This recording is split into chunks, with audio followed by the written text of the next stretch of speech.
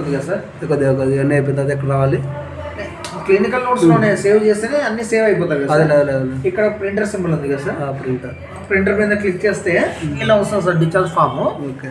దాని ప్రింట్అవుట్ తీసుకుంటే మనము ఇక్కడ 3 షీట్స్ ఉన్నాయి కదా, మనం 90 పెట్టామనండి. ఇక్కడ 90 పెట్టేసి ఇక్కడ పేపర్ సైజు లాటరల్ పెట్టామనండి.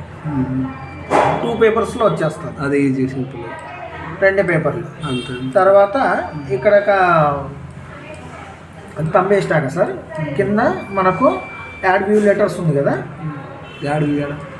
ఇక్కడ ఉంది కదా యాడ్ వ్యూ లెటర్స్. దీని మీద క్లిక్ చేస్తే ఇక్కడ క్లిక్ చేస్తే ఇక్కడ ఇది వచ్చేసి మనకు సాటిస్ఫాక్షన్ లెటర్, పేషెంట్ సాటిస్ఫాక్షన్. ఇది వచ్చేసి ట్రాన్స్పోర్ట్ లెటర్, అంటే ఏ ఊరు నుంచి ఏ ఊరికని అన్నారు. తమ్మేసినాక ఇక్కడ ఆటోమేటిక్గా డిశ్చార్జ్ డేట్ వస్తుంది సార్. ఈ తేదీ నుంచి ఈ తేదీ వరకు అనే డిశ్చార్జ్ డేట్ వచ్చేస్తుంది సార్. అదే ఇక్కడ మిత్రానేమో అక్కడ వచ్చేసారు. ఇక్కడ మిత్రానేమో చంద్రశేఖర్ ఎవరో ఆటోమేటిక్ వచ్చేస్తుంది. ఆటోమేటిక్ వచ్చేస్తుంది.